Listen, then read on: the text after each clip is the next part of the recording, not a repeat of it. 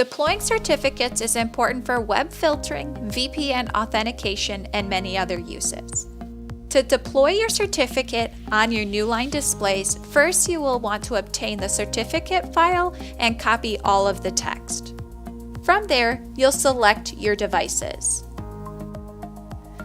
and select the three dots and Settings. Here, you have your settings configurations. If you have not created one for your security certificates, select Add New. Here, you will label your settings configuration. Once you have created your label, you will select Certificates on the left side.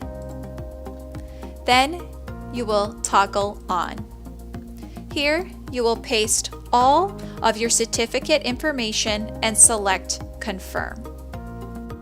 Once you have created your security certificate setting, you will select on that selection and select Apply.